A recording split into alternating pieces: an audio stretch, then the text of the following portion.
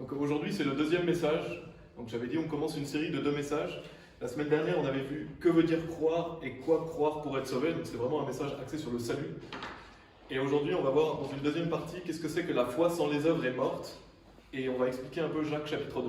Donc c'était bien la semaine dernière parce qu'on a pu définir justement ce que c'était que la foi, ce que c'était que croire. Et comme ça, on pourra un peu mieux détailler qu'est-ce que veut dire la foi sans les œuvres est morte. Donc on avait vu que croire, ça veut dire avoir confiance, ça veut dire compter sur, se reposer sur.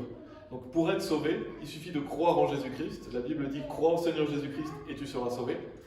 Mais croire, ça veut dire justement avoir confiance en ce que Jésus a fait pour nous. Et donc on avait vu justement aussi en quoi on doit croire pour être sauvé. Donc croire, ça veut dire avoir confiance. Et en quoi on doit croire? Déjà, il faut croire à l'évangile, bien sûr. C'est la mort, l'ensevelissement et la résurrection de Jésus-Christ. Donc on doit croire dans l'évangile et on doit croire au Jésus, au vrai Jésus de la Bible. Parce que beaucoup de gens disent croire en Jésus et croient dans un faux Jésus. Donc il faut croire au Jésus de la Bible qui est le Fils de Dieu, Dieu fait chair. Et également, on avait vu qu'il fallait croire que c'est seulement par la foi et pas par les œuvres. Donc le salut est gratuit. On est sauvé seulement par la foi, pas par les œuvres. Il faut mettre toute sa confiance en ce que Jésus a fait, pas dans nous-mêmes, pas dans nos bonnes actions. On avait vu aussi qu'il faut croire que le salut est pour toujours. Pour être sauvé, il faut croire que Dieu nous sauve éternellement, que Dieu nous donne la vie éternelle, pas la vie temporaire, et qu'on ne peut pas perdre le salut. Et ainsi, à travers ce message, que veut dire croire et quoi croire pour être sauvé, que je vous encourage à voir si vous ne l'avez pas vu, on avait vu que malheureusement, beaucoup de gens qui se disent chrétiens ne sont pas sauvés.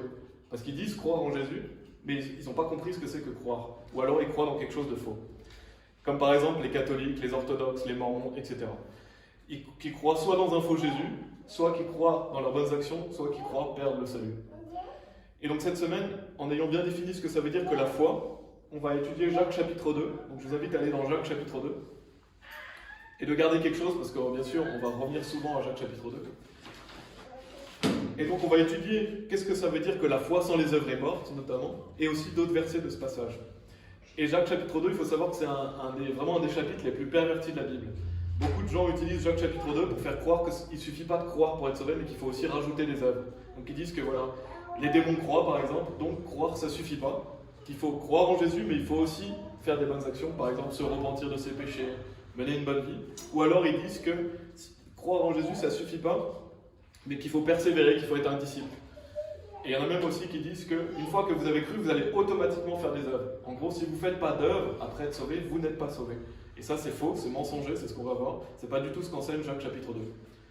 Donc on va déjà lire Jacques chapitre 2, verset 1, pour situer le contexte de Jacques chapitre 2. Et donc Jacques nous dit « Mes frères, n'ayez pas la foi de notre Seigneur Jésus-Christ, le Seigneur de gloire, en faisant distinction de personne. » Donc là, tout de suite, Jacques souligne qu'il parle à des frères. Ça, c'est très important, notez qu'il est dit « mes frères ». Et donc s'il parle à des frères, c'est qu'il parle à des personnes déjà sauvées. Donc il n'est pas en train, dans ce chapitre, il ne va pas parler du salut, il ne va pas parler de comment être sauvé, mais il va parler de comment mener une bonne vie chrétienne. Et donc ça aide beaucoup parce que ça aide à comprendre que ces gens sont déjà sauvés. Donc il ne leur enseigne pas comment être sauvés. Et en plus, il dit « Mes frères, n'ayez pas la foi de notre Seigneur Jésus-Christ, le Seigneur de gloire, en faisant distinction de personne. » Donc s'il leur dit « N'ayez pas la foi de notre Seigneur Jésus-Christ », c'est qu'ils ont déjà la foi en Jésus-Christ. Donc ce sont des gens déjà sauvés qui ont déjà mis leur foi en Jésus-Christ. Il leur dit simplement de ne pas avoir la foi en faisant distinction de personne. Et donc en étudiant le contexte, on voit que ce sont des gens qui ont déjà cru en Jésus, des gens déjà sauvés. Donc Jacques va leur parler de la vie chrétienne et pas du salut. Et ça aide vraiment à comprendre ce chapitre et ça aide à comprendre le contexte. On va lire Éphésiens chapitre 2 des versets 8 à 10, qui sont des versets très connus, qui nous dit « Car par grâce vous êtes sauvés, par le moyen de la foi, et cela ne vient pas de vous, c'est le don de Dieu, non des œuvres, afin qu'aucun homme ne se vante. » Donc là on a le salut, on est sauvé par la grâce, gratuitement. Le salut est seulement par la foi, pas par les œuvres. Et donc il y a la suite, au verset 10, qui nous dit « Car nous sommes son ouvrage, créé en Christ Jésus à de bonnes œuvres, lesquelles Dieu a ordonné d'avance afin que nous marchions en elles. » Donc on est son ouvrage, créé en Christ Jésus, parce que quand on est sauvé, Dieu fait de nous son enfant, on est une nouvelle créature.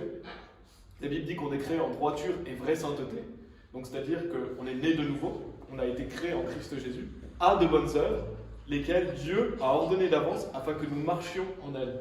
Donc Dieu nous a sauvés éternellement, on est son enfant quoi qu'on va faire dans notre vie. Et ensuite, Dieu veut qu'on marche avec lui. Il a ordonné des œuvres pour nous afin que nous marchions en elles. Alors c'est pas automatique, on va le souligner, c'est pas automatique de faire cela, mais c'est ce que Dieu veut. Et donc là, ça montre qu'il y a le salut qui est gratuit, qui est éternel, et il y a la vie chrétienne qui est tous les jours, qui n'est pas fait pour être sauvé parce que vous êtes déjà sauvé, mais qui est faite pour être agréable à Dieu. Et donc c'est de ça dont parle Jacques chapitre 2. Ça parle de la vie chrétienne, ça ne parle pas du salut. Et pour illustrer cette notion de la foi sans les œuvres est morte, on va y revenir parce que c'est un peu plus loin dans le chapitre, mais je vais donner un exemple qui, je trouve, explique bien. Donc c'est un exemple que vous pouvez retenir pour donner aux gens qui ne savent pas ce que ça veut dire que la foi sans les œuvres est morte. C'est qu'on peut prendre l'exemple d'une voiture. Si vous avez une voiture, mais que votre batterie ne fonctionne pas, vous pouvez dire que votre batterie est morte, ou alors que vous n'avez pas de batterie. Qu'est-ce que vous pouvez dire? Vous pouvez dire la voiture sans la batterie est morte. Parce que votre voiture ne fonctionne pas si votre batterie ne fonctionne pas. Et bien de même, la foi sans les œuvres, elle est morte. Donc, est-ce que vous allez douter du fait que j'ai une voiture si je vous dis ma voiture sans ma batterie est morte? Non, vous n'allez pas douter du fait que j'ai une voiture. J'ai une voiture, mais ma batterie étant morte, ma voiture ne fonctionne pas. Et bien c'est la même chose. Les personnes qui ont la foi sans les œuvres, qui est morte, et bien en fait ils ont la foi, mais n'ayant pas les œuvres, leur foi est morte. Mais vous n'allez pas douter du fait qu'ils aient la foi, parce qu'ils ont la foi, ils ont été sauvés, mais ils ne mettent pas leur foi en pratique. En fait, la foi sans les œuvres est morte, ça veut dire que votre foi elle n'est pas utile aux autres, que votre foi elle ne porte pas de fruits, donc elle est morte. Et donc si je dis à un ami, voilà j'ai une voiture, mais ma batterie ne fonctionne pas, donc je ne peux pas venir te chercher. Est-ce que je vais être utile à mon ami? Non, je ne vais pas être utile à mon ami parce que ma voiture ne peut pas fonctionner. Bah de même, si vous avez la foi mais que vous n'avez pas les œuvres, vous n'allez pas être utile aux autres. Et c'est ça que Jacques dit. Il ne dit pas que ces gens-là n'ont pas la foi, il ne dit pas que ces gens-là ne sont pas sauvés, il dit que leur foi n'est pas vivante. Et c'est ce que Jacques veut nous encourager à faire, c'est mettre notre foi au service de Dieu. Et donc c'est ridicule les gens qui vous disent, voilà, les gens qui ont la foi sans les œuvres, c'est qu'ils n'ont pas la foi. Non, c'est ridicule au vu de cet exemple qu'on le voit. Et aussi parce qu'on va voir au verset 17 qu'il dit que la foi sans les œuvres, elle est seule, donc elle existe. Donc la foi sans les œuvres existe. Ça c'est important de le souligner parce que les faux prophètes disent que la foi sans les œuvres, elle n'existe pas. Et ça c'est un mensonge, elle existe. Seulement, elle n'est pas utile aux autres. Donc on va passer au verset 10 dans Jacques chapitre 2.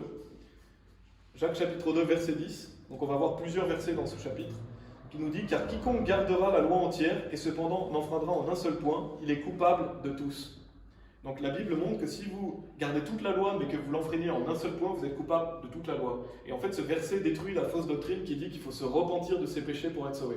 Il y a beaucoup de gens qui disent voilà, vous devez vous repentir de vos péchés pour être sauvé. Mais si on devait se repentir de ses péchés pour être sauvé, alors il faudrait pécher dans rien du tout, sinon vous êtes coupable de toute la loi. Donc c'est un mensonge, parce que déjà c'est des œuvres et en plus c'est impossible. Se repentir de ses péchés, ça ne permet pas d'être sauvé. Ce sont des œuvres. Donc si vous croyez qu'il faut se repentir de ses péchés pour être sauvé, vous avez un salut par les œuvres. Donc vous n'êtes pas sauvé, vous avez confiance en vous-même. Parce que si vous enfreignez la loi en un seul point, vous enfreignez toute la loi. Et bien sûr, on sait très bien qu'on en fera la loi en plusieurs points. Parce qu'on est imparfait, on est pécheur. Et dans Jonas chapitre 3, verset 10, dans l'Ancien Testament, il y a un verset qui montre bien que se repentir de ses péchés, changer de vie, c'est une œuvre. Et notamment dans la King James française, il nous dit « Et Dieu vit leurs œuvres, qu'ils se détournaient de leur mauvais chemin, et Dieu se repentit du mal qu'il avait parlé de leur faire, et ne le fit pas. » Donc on voit que Dieu, il voit quoi? Leurs œuvres. Et quelles sont les œuvres de ces personnes qui se détournaient de leur mauvais chemin? Donc on voit que se détourner de son mauvais chemin, changer de vie, se repentir de ses péchés, c'est une œuvre. Donc si vous dites qu'il faut faire ça pour être sauvé, vous avez un salut par les œuvres. Vous essayez de vous justifier par vos propres moyens. Donc il faut arrêter de croire dans ça. Et qu'est-ce que ça veut dire que la repentance? Parce que la repentance est nécessaire au salut. La Bible, Jésus dit plusieurs fois qu'il faut se repentir. Jean le Baptiste prêchait la repentance. Mais qu'est-ce que ça veut dire justement que la repentance? Ça veut dire qu'il faut changer d'avis, qu'il faut repenser sa manière de voir le salut. Donc quand quelqu'un se repent, c'est qu'il arrête de croire, par exemple dans ses bonnes actions, il arrête de croire dans une fausse religion, afin de croire en Jésus-Christ. C'est ça la repentance. C'est simplement un changement d'avis. Et d'ailleurs dans Actes chapitre 19, au verset 4, il est dit « Alors Paul dit, en vérité Jean a baptisé du baptême de la repentance, disant au peuple qu'il devait croire à celui qui devait venir après lui, c'est-à-dire à Christ Jésus. » Donc le baptême de la repentance que prêchait Jean, c'est qu'il disait quoi? Aux gens de croire à celui qui venait après lui. Donc quand on prêche aux gens qu'ils doivent croire en Jésus-Christ, on leur prêche la repentance. C'est ça la repentance pour le salut. C'est le fait d'arrêter de croire en quelque chose de faux pour croire en Jésus-Christ. Et ça c'est important parce que souvent les gens qui utilisent Jacques chapitre 2, ils croient aussi dans la repentance des péchés, ceux qui l'utilisent de mauvaise manière, je veux dire. Ils disent qu'il faut se repentir de ses péchés pour être sauvé. Alors que c'est faux. Donc ça c'est Jacques chapitre 2, verset 10. On va aller un peu plus loin. On va aller lire les versets 14 à 17. Jacques chapitre 2, versets 14 à 17. où il est dit « Quel intérêt y a-t-il, mes frères, si un homme dit qu'il a la foi et n'a pas les œuvres? La foi peut-elle le sauver? Si un frère ou une sœur sont nus et manquent de nourriture quotidienne, et que l'un de vous leur dise « Allez en paix, soyez réchauffés et rassasiés. Toutefois, si vous ne leur donnez pas ces choses qui sont nécessaires au corps, quel intérêt y a-t-il? Oui, certainement la foi, si elle ne montre aucune œuvre, est morte, étant seule. » Et j'aime beaucoup ce verset 17, parce qu'il dit « Certainement la foi, si elle ne montre aucune œuvre, est morte, étant seule. » Et ça, malheureusement, c'est dans pas beaucoup de versions, mais là, on voit qu'elle est seule. Si elle est seule, c'est qu'elle existe. Donc ce seul verset détruit tous les gens qui vous disent « Voilà, si vous avez la foi sans les œuvres, vous n'avez pas vraiment la foi. » Mais si, parce qu'elle est seule, elle est morte. Et donc on voit dans ce verset que la foi sans les œuvres, elle existe. Et bien sûr, une personne ne va pas obligatoirement faire des œuvres si elle est sauvée, justement, parce qu'on voit, parce que la foi peut être seule. Et dans la King James, c'est being alone. Being alone, ça veut dire étant seul. Et même quand on va dans la Louis II, qui est vraiment une version que je vous dis d'éviter absolument, qui est une mauvaise version, il est dit « Il en est ainsi de la foi, si elle n'a pas les œuvres, elle est morte en elle-même. » Donc même dans cette version, il est dit qu'elle est morte en elle-même. Si elle est morte en elle-même, c'est qu'elle existe. Donc la foi sans les œuvres existe. Et ce verset le prouve. Donc pour en revenir au verset 14, donc dans Jacques chapitre 14, là on a vu le verset 17 qui montre que la foi sans les œuvres est morte étant seule, donc elle existe sans les œuvres. Il est dit « Quel intérêt y a-t-il, mes frères, si un homme dit qu'il a la foi et n'a pas les œuvres? La foi peut-elle le sauver ?» Et là, les gens utilisent ce verset souvent pour dire « Voilà, si vous n'avez la foi mais pas les œuvres, vous ne pouvez pas être sauvé, parce que la foi peut-elle le sauver. » Mais ce n'est pas du tout ce qui est dit. Ça ne parle pas du salut de l'âme, ça ne parle pas d'être sauvé de l'enfer, ça parle d'être sauvé physiquement. Et comment on le sait? Parce que c'est écrit à la suite. Il est dit « Si un frère ou une sœur sont nus et manquent de nourriture quotidienne, et que l'un de vous leur dise « Allez en paix, soyez réchauffés et rassasiés. Toutefois, si vous ne leur donnez pas ces choses qui sont nécessaires au corps, quel intérêt y a-t-il » Donc ça parle d'aider quelqu'un physiquement. Ça parle de son salut physique, parce que le mot « salut », ce n'est pas toujours le salut de l'âme, ce n'est pas toujours le salut éternel, ça peut être le salut physique. Il y a beaucoup de passages qui montrent que sauver, ce n'est pas toujours le salut de l'âme. Et donc, ici, quand il est dit « La foi peut-elle le sauver », c'est si vous dites à quelqu'un qui est dans le besoin « Va en paix, sois rassasié » et que vous ne l'aidez pas, vous ne l'aidez pas physiquement, c'est inutile. Votre foi est inutile à cette personne, donc votre foi, elle ne peut pas le sauver, elle ne peut pas l'aider. Et ça, c'est un concept important dans la Bible. Notamment, vous pouvez aller dans 2 Corinthiens chapitre 8. On va aller plutôt dans Philippiens chapitre 4, pardon. Philippiens chapitre 4. C'est un concept important en tant que chrétien, on doit aider les autres. Et notamment, on doit aider les frères et sœurs. Il est dit dans 2 Corinthiens chapitre 8, versets 14 et 15, « Mais en vue d'égalité, que maintenant à présent votre abondance puisse être un supplément à leurs besoins, afin que leur abondance aussi puisse être un supplément à votre besoin, pour qu'il puisse y avoir égalité. Comme il est écrit, celui qui avait recueilli beaucoup n'avait pas trop, et celui qui avait recueilli peu ne manquait de rien. » Donc on voit que si on a de l'abondance, on doit justement aider les autres qui sont dans le besoin. Et ça, c'est Dieu qui nous le dit, d'aider les gens qui sont dans le besoin. Et donc, Dieu nous récompense, parce que c'est avoir une foi vivante que d'aider les frères et sœurs. Et dans Philippiens chapitre 4, versets 17 et 18, Paul nous parle et nous dit « Non parce que je désire un don, mais je désire le fruit qui puisse abonder pour votre compte. Mais j'ai tout et suis dans l'abondance, je suis comblé, ayant reçu par Épaphrodite les choses que vous m'avez envoyées. Une odeur d'agréable senteur, un sacrifice acceptable, bien agréable à Dieu. » Et donc quand il dit « Je désire le fruit qui puisse abonder pour votre compte », c'est que Paul voulait que ces gens soient récompensés. Il voulait que ces gens lui donnent afin qu'ils puissent prendre part aux fruits que Paul allait porter. Parce que ça, c'est un concept important. Quand vous aidez quelqu'un qui est dans le ministère, alors vous récoltez du fruit de cette personne. Et Paul voulait qu'il soit récompensé. Parce que la Bible dit même « Amassez-vous des trésors dans le ciel ». Donc Paul voulait qu'il soit récompensé. Il voulait qu'il puisse abonder pour votre compte, le compte du paradis, les récompenses éternelles. Donc Paul se réjouissait qu'il l'aide afin que ces gens-là puissent être récompensés au paradis. Parce que tout ce qui est ici est temporaire, tout ce qui est au paradis est éternel. Et c'est pour ça qu'on doit travailler. On doit travailler pour le fruit, pour la vie éternelle.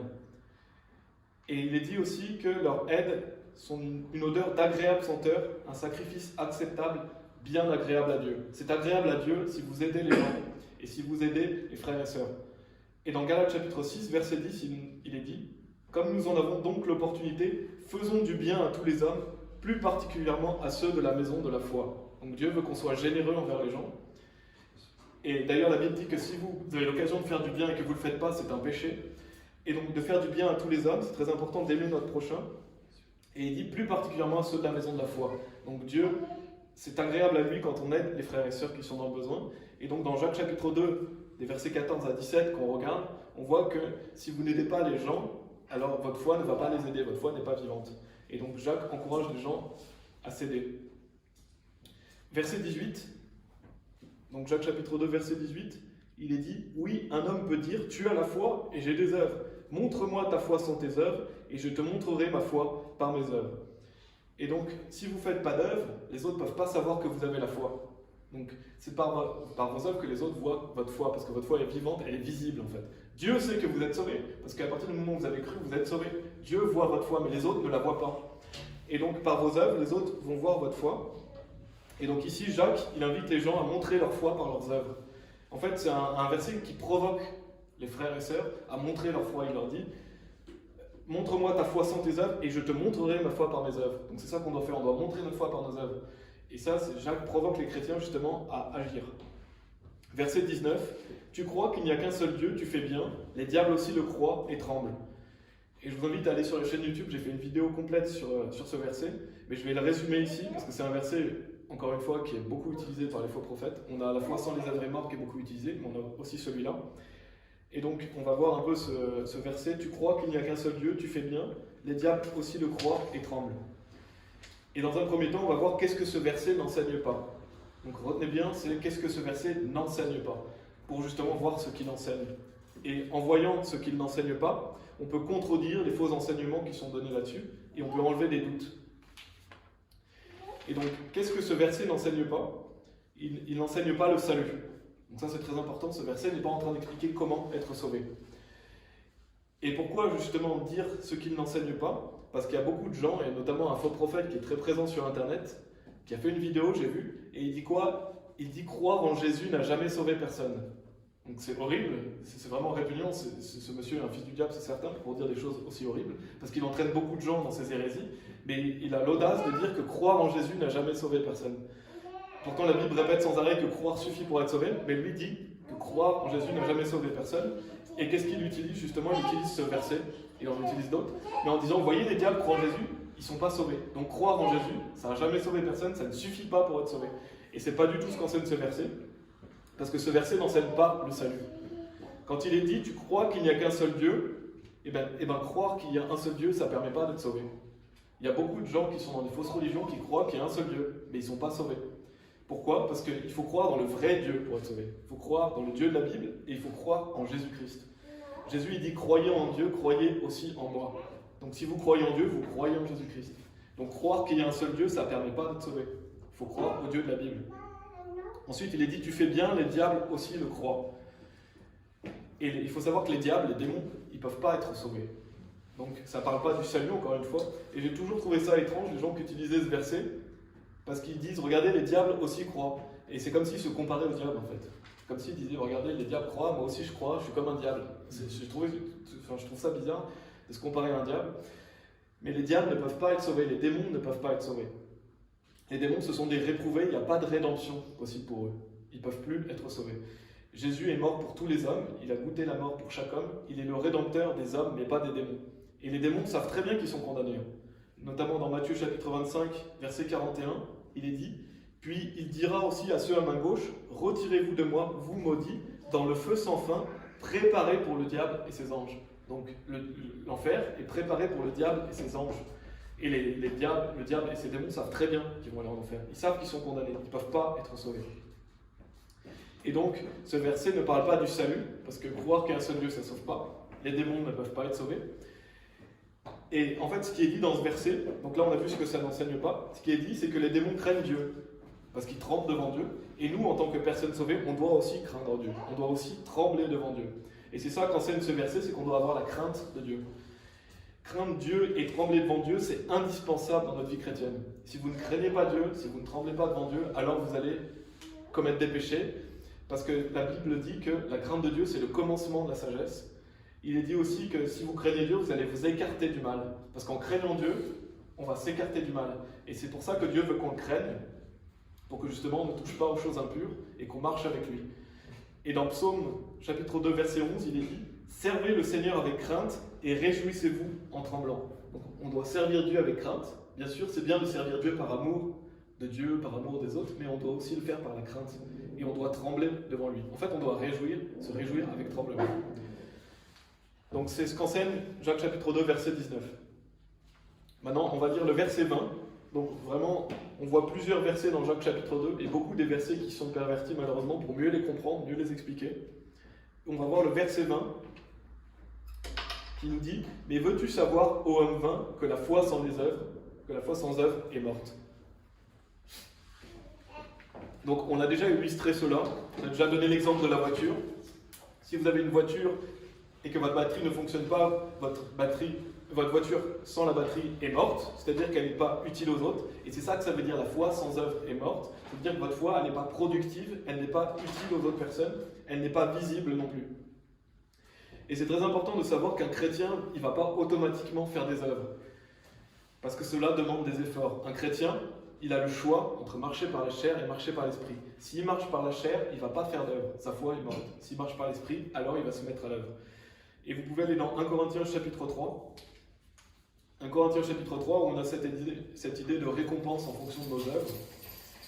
1 Corinthiens chapitre 3, versets 13 à 15, où il est dit « L'œuvre de chaque homme sera rendue manifeste, car le jour la déclarera, parce qu'elle sera révélée par le feu, et le feu éprouvera de quelle sorte est l'œuvre de chaque homme. Si l'œuvre de quelqu'un qui aura bâti dessus subsiste, il en recevra une récompense. Si l'œuvre de quelqu'un est brûlée, il en subira la perte, mais lui-même sera sauvé, cependant comme par le feu. » Et donc, cette notion de bâtir, déjà il faut bâtir sur la fondation, c'est-à-dire bâtir sur Jésus-Christ. Si vous n'avez pas la fondation, toutes vos œuvres elles ne servent à rien. Parce qu'il faut déjà être sauvé, bâtir sur Jésus, avoir cru en lui. Et après, tout ce que vous allez bâtir sur Jésus, vous allez en recevoir une récompense, si c'est des œuvres utiles, si c'est des œuvres agréables à Dieu. Et on voit au verset 15, où il est dit « Si l'œuvre de quelqu'un est brûlée, il en subira la perte, mais lui-même sera sauvé, cependant, comme par le feu. » Donc on voit quelqu'un, il est sauvé, ses œuvres vont être éprouvées par le feu, mais il en subira la perte parce que ses œuvres c'était du bois, du foin, du chaume, ce n'était pas des œuvres pour Dieu, et donc il n'aura pas de récompense. Pourtant il est sauvé. Il est dit, mais lui-même sera sauvé, cependant comme par le feu. Donc on voit un exemple biblique d'une personne qui a été sauvée mais qui n'a pas fait d'œuvre. Donc il est possible pour une personne sauvée de ne pas faire d'œuvre. Et bien sûr, c'est pas ce que Dieu veut. Dieu nous encourage justement à faire des œuvres qui sont de l'or, des pierres précieuses, des choses qui ont de la valeur. Donc ça c'était pour voir le verset 20, mais on l'avait déjà illustré.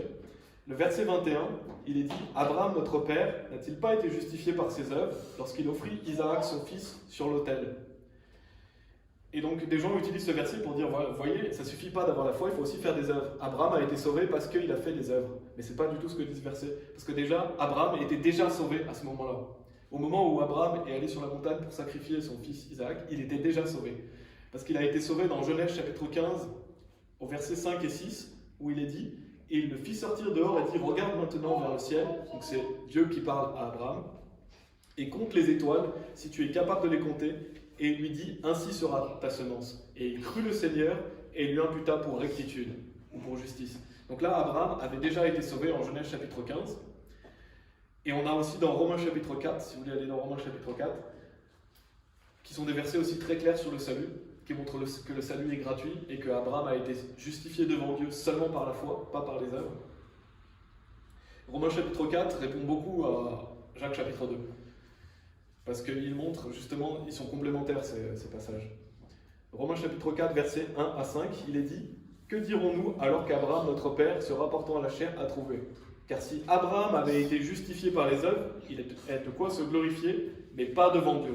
Car que dit l'Écriture ? Abraham crut Dieu, et cela lui fut compté pour droiture. Or, pour celui qui œuvre, la récompense n'est pas comptée en termes de grâce, mais de dette. Mais pour celui qui n'œuvre pas, mais qui croit en celui qui justifie les impies, sa foi lui est comptée pour droiture. » Donc il suffit de croire pour être sauvé, on est justifié. Et il est vraiment dit, si Abraham avait été justifié par les œuvres, il a de quoi se glorifier, mais pas devant Dieu. Parce qu'on n'est pas sauvé par nos œuvres devant Dieu. Et donc ça répond à justement Jacques chapitre 2. C'est un passage parallèle. Et donc Abraham a été sauvé en Genèse chapitre 15, et il va offrir Isaac en Genèse chapitre 22, au verset 3 notamment, où on voit que Abraham va aller sur la montagne pour sacrifier Isaac. Donc au moment de faire ce sacrifice pour Isaac, Abraham était déjà sauvé. Donc quand il est dit « Abraham, notre père, n'a-t-il pas été justifié par ses œuvres lorsqu'il offrit Isaac, son fils, sur l'autel ?» Ça ne parle pas de son salut, il a déjà été sauvé. On le voit déjà dans ce passage, mais il y a Un deuxième point, c'est qu'Abraham a été sauvé avant d'être circoncis. Et je vais le passer ce passage, mais on voit qu'Abraham a été circoncis en Genèse chapitre 17. Et on voit qu'Abraham, dans Romains chapitre 4, avait déjà la foi avant d'être circoncis. Il était incirconcis avant d'être sauvé. Et donc c'est un autre passage qui prouve encore une fois qu'Abraham était déjà sauvé avant d'aller offrir Isaac, son fils. Et donc, de quoi parle le verset 21? Ça parle de la marche chrétienne, la marche avec Dieu de Abraham. Versets 22 et 23, donc là on vient de voir le verset 21. Versets 22 et 23, il est dit: vois-tu comment la foi est effectuée avec ses œuvres, et que par les œuvres la foi fut rendue parfaite, et l'écriture a été accomplie, laquelle dit: Abraham crut Dieu, et cela lui fut imputé en tant que droiture, et il fut appelé l'ami de Dieu. Donc, justement, on voit, vois-tu comment la foi est effectuée avec ses œuvres, c'est-à-dire que si vous avez une foi vivante, vous allez faire des œuvres pour Dieu. Et il est dit que par les œuvres, la foi fut rendue parfaite. Et c'est ça l'objectif de Jacques chapitre 2, c'est que vous ayez une foi parfaite, c'est-à-dire complète. En fait, Dieu veut que vous puissiez mettre votre foi à l'action afin que votre foi soit rendue parfaite. On l'a vu dans Ephésiens chapitre 2, verset 10, que Dieu a des œuvres ordonnées d'avance pour nous. Et on le voit dans 2 Pierre chapitre 1, 2 Pierre chapitre 1, des versets 5 à 8, qui nous dit justement « ajoutez à votre foi ». Il est dit « ajoutez à la foi la vertu, et à la vertu la tempérance, pardon, la connaissance, et à la connaissance la tempérance, etc. » Donc on voit que Dieu veut qu'on rajoute des choses à notre foi. Si on doit rajouter à notre foi, c'est parce que ce n'est pas automatique. On ne va pas automatiquement faire ces choses, il faut faire des efforts. Et ça montre que, justement, on doit rendre notre foi parfaite, et c'est l'objectif de Jacques chapitre 2. Et donc on avait déjà la foi, bien sûr, mais on doit ajouter ces choses pour être agréable à Dieu. Au verset 23, donc là on a vu le verset 22, on doit rendre notre foi parfaite. Le verset 23, quand il est dit « Et l'écriture a été accomplie, laquelle dit « Abraham crut Dieu, et cela lui fut imputé en tant que droiture, et il fut appelé l'ami de Dieu. » Donc on a vu qu'Abraham a été justifié par la foi sans les œuvres, qu'il était déjà sauvé. Mais être appelé un ami de Dieu en tant que personne sauvée, ce n'est pas automatique. Pour être appelé un ami de Dieu, il faut faire des œuvres. Un chrétien peut ne pas être appelé l'ami de Dieu. Il est sauvé, il est enfant de Dieu, mais il n'est pas son ami. Pour être un ami de Dieu, alors il faut mettre sa foi en action. Et on le voit dans Jean chapitre 15, si vous voulez aller. Dans Jean chapitre 15, Jésus parle justement. Il y a cette notion d'être son ami. Donc Abraham a été appelé l'ami de Dieu. Pourquoi Abraham a été appelé l'ami de Dieu? Parce qu'il avait obéi à Dieu. Parce qu'il avait mis sa confiance en Dieu. Déjà, il était sauvé, mais il avait mis sa confiance à Dieu dans sa marche avec lui. Non seulement il était sauvé, mais il marchait avec Dieu. Et ça, c'est pas automatique. Tous les enfants de Dieu ne sont pas appelés amis de Dieu. Et c'est ce qu'on doit désirer en tant que personne sauvée, on doit désirer être un ami de Dieu. Avoir une belle relation avec notre Père. Dans Jean chapitre 15, versets 14 et 15, Jésus nous dit: vous êtes mes amis si vous faites tout ce que je vous commande. Désormais, je ne vous appelle plus serviteur, car le serviteur ne sait pas ce que son Seigneur fait, mais je vous appelle ami. Car toutes les choses que j'ai entendues de mon Père, je vous les ai fait connaître. Donc on voit, Jésus il dit: vous êtes mes amis si vous faites tout ce que je vous commande. Donc il y a un si, s'il y a un si, c'est qu'il y a une condition. Ce n'est pas automatique d'être un ami de Dieu. Pour être un ami de Dieu, il faut faire ce que Christ nous a commandé. Donc il faut obéir à Dieu. Et c'est ça qu'Abraham avait fait. Il avait obéi à Dieu. Il faut avoir une marche avec Dieu pour être appelé son ami. Et Jacques chapitre 2 nous encourage à ça, à rendre notre foi parfaite, à être un ami de Dieu. Au verset 24, il est dit: vous voyez donc comment par ses œuvres un homme est justifié et non par la foi seulement. Donc comme on l'a vu, on est justifié devant Dieu que par la foi, pas par les œuvres. Et donc ça ne contredit pas Romains chapitre 4 verset 2 qui nous dit: car si Abraham avait été justifié par les œuvres, il a de quoi se glorifier, mais pas devant Dieu. Parce que les gens qui utilisent le verset 24 pour dire: voilà, vous voyez, il ne suffit pas de croire, mais il faut aussi avoir les œuvres, ça contredirait Romains chapitre 4 qui nous dit que non, Abraham il a de quoi se glorifier, mais pas devant Dieu. Mais Dieu ne se contredit pas. En fait, Dieu, quand il dit: vous voyez donc comment par ses œuvres un homme est justifié et non par la foi seulement, il ne parle pas du salut de l'âme encore une fois. Il parle d'avoir une foi vivante. Il parle du fait d'être justifié devant les hommes. Parce que si vous faites des œuvres, vous êtes justifié devant les hommes. Et il parle aussi du fait que vous devez être agréable à Dieu pour être appelé son ami. Donc, Jacques chapitre 2, verset 24 ne parle pas du salut, ça parle de la marche avec Dieu.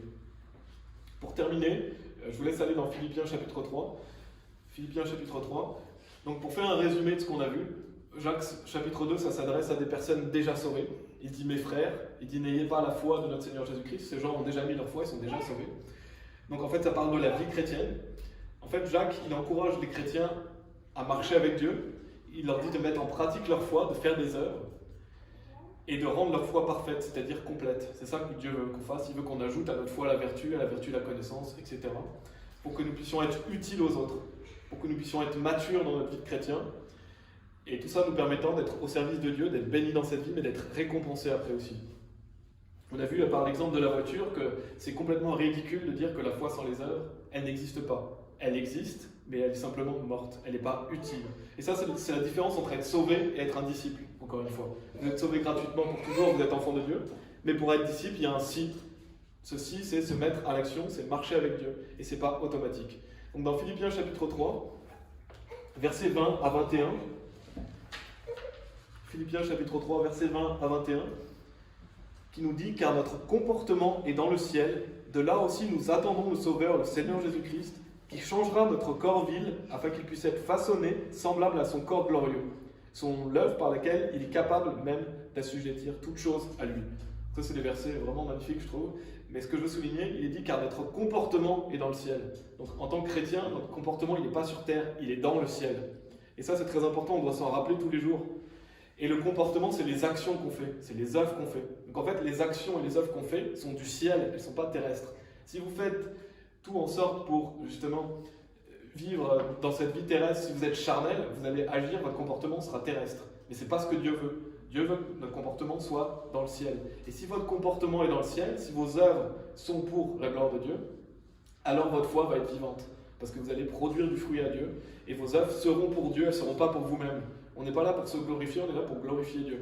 Et donc ça, c'est une belle conclusion de Jacques chapitre 2, que votre comportement soit dans le ciel, que vous mettiez votre foi en action pour des œuvres qui sont pour Dieu, pas pour vous-même. Et voilà, on va terminer par la prière. Merci Seigneur, car par ta parole, on peut répondre à ces versets qui sont souvent mal utilisés, qui sont justement malheureusement grandement pervertis de Jacques chapitre 2. Mais Jacques chapitre 2 n'enseigne pas le salut, ça enseigne la vie chrétienne. On sait très bien que ton salut est gratuit, Romains chapitre 4 est clair, qu'on est sauvé seulement devant toi par la foi, pas par les œuvres. Donc une fois que nous sommes sauvés, nous faisons les œuvres pour ta gloire, nous faisons des œuvres pour être récompensés, non pour être sauvés. J'espère que les personnes qui ont écouté ce message et qui n'ont pas compris cela, je prie pour que tu les éclaircisses, je prie pour qu'ils puissent voir la vérité en face, que le salut est gratuit et que cela demande des efforts de faire des œuvres. Et je prie pour que nous puissions justement en tant que personnes sauvées ajouter à notre foi toutes ces choses que tu nous commandes de faire afin de t'être agréable, afin de porter du fruit, que nous puissions nous aimer les uns les autres, nous aider et nous réconforter et nous fortifier en toi. Au nom de Jésus-Christ. Amen.